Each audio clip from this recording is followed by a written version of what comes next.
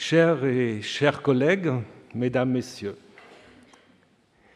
dans les trois grandes religions monothéistes, Dieu est masculin.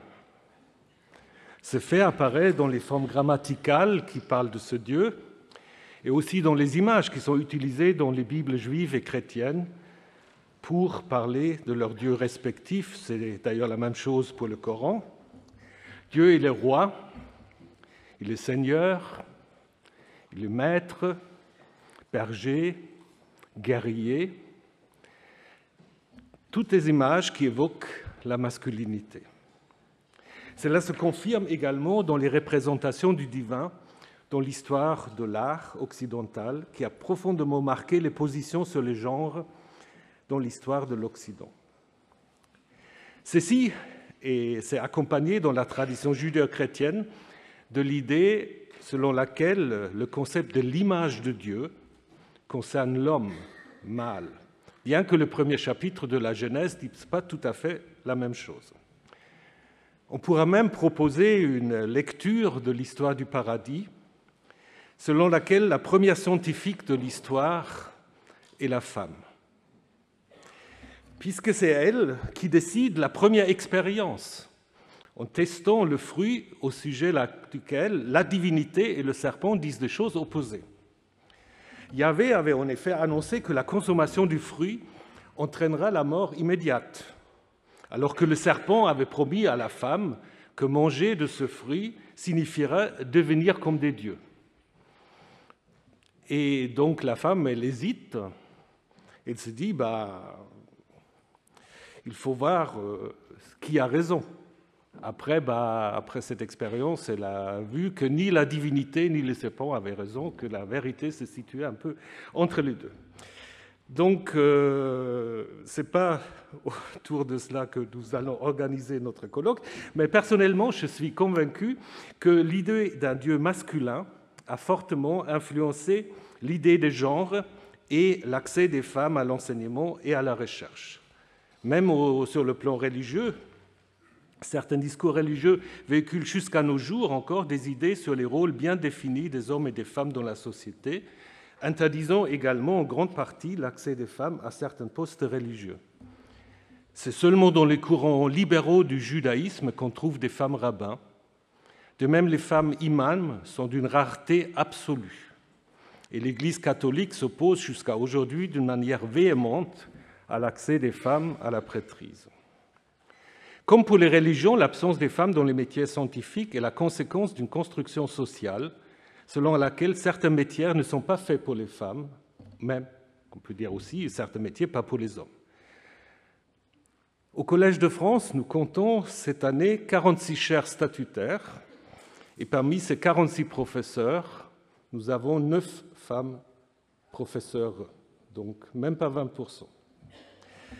La difficulté qu'avaient les femmes de trouver une place au Collège de France s'est également fait jour lors de notre exposition de cette année sur savants et instruments au Collège de France au XIXe siècle. Cette exposition nous a confrontés à un monde de savants qui donnait peu de place aux femmes. Du côté de l'enseignement supérieur, ce n'est qu'en 1867 que la Faculté des sciences de Paris accueille sa première étudiante, Emma Chenu. Il n'est donc pas étonnant que les laboratoires de recherche et les chaires du Collège de France soient, durant le XIXe siècle, uniquement peuplés d'hommes. La présence de femmes s'y renforce très très lentement au XXe siècle. En 1911, Marie Curie obtient le prix Nobel de chimie pour ses travaux sur le polonium et le radium. En 1916, la physiologiste et psychologiste polonaise Józefa Józefowicz est la première femme à enseigner au Collège de France sur une chaire annuelle. Et c'est seulement en 1973 que Jacqueline de Romilly devient la première femme titulaire d'une chaire, la chaire de la Grèce antique, au Collège de France, et ce sera elle, après Margaret Yourcenar, la deuxième femme à entrer à l'Académie française. À la fin du XXe siècle, des femmes scientifiques et sociologues se sont alarmées du déficit des femmes dans les études scientifiques, en dépit de leur excellente réussite au baccalauréat scientifique. En 2000 fut créée l'association Femmes et Sciences pour réagir à cette disparité de genre dans le monde scientifique. Françoise Héritier, alors professeure au Collège de France, fait partie des membres de l'honneur. Aujourd'hui en France et dans beaucoup des pays d'Europe, la plupart des différences en matière d'éducation entre les sexes ont disparu ou évolué en faveur des filles. Cependant, ces filles sont toujours sous-représentées dans les sciences dures. Aux États-Unis, je trouvais une statistique, mais je pense que ce n'est pas très différent en Europe, elles ne constituent que 25% de la main-d'œuvre dans les métiers liés à la science, l'ingénierie, l'informatique ou les mathématiques. D'ailleurs, ce problème est accentué en France par l'importance donnée à l'excellence mathématique et par le système élitiste des classes préparatoires des grandes écoles. L'absence de discrimination, c'est explicite à l'égard des filles en sciences, ne signifie pas pour autant qu'il n'existe pas de formes de pression plus subtiles visant à les dissuader d'étudier les sciences et d'entamer une carrière scientifique.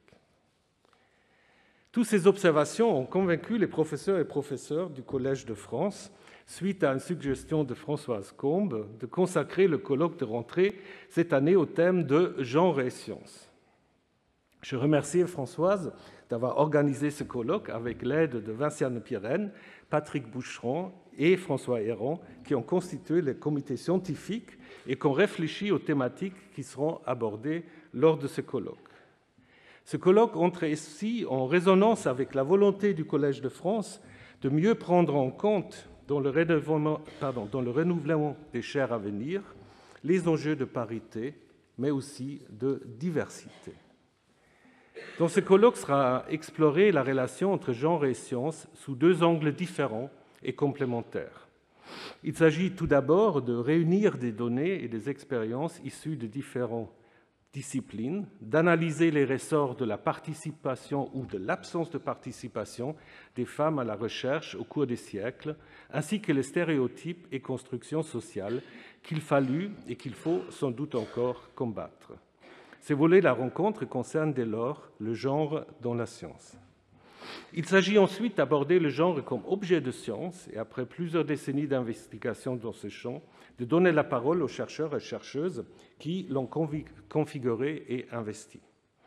Le colloque, vous avez le programme, est organisé en 4 moments, en 4 demi-journées. Nous commencerons maintenant par un état des lieux sous la présidence de Françoise Combe. Cet état des lieux sera suivi ensuite par un retour sur l'histoire de la construction des genres sous la présidence de Patrick Boucheron. La journée demain s'ouvrira sous la présidence de Vincent Pirenne avec des contributions venant des sciences biologiques et génomiques ainsi que juridiques. Et le colloque se conclura demain après-midi par une série de contributions sur la science du genre sous la présidence de François Héron. Je voudrais remercier toutes les intervenantes et intervenants pour leurs contributions qui vont nous aider à mieux comprendre cette relation complexe entre genre et science ou science et genre. Chaque conférence, d'ailleurs, vous avez également les indications dans le programme, sera suivie d'un moment de questions qui vous permettra aussi de poser, en effet, de participer à ce débat. J'insiste sur le thème questions, parce que parfois les questions se transforment en mini-conférences et ce n'est pas toujours très sympathique pour les autres. Voilà. Alors, écoutez, je vous souhaite un très beau colloque. Je donne la parole à Françoise Combe, qui va présider la séance de ce matinée. Merci.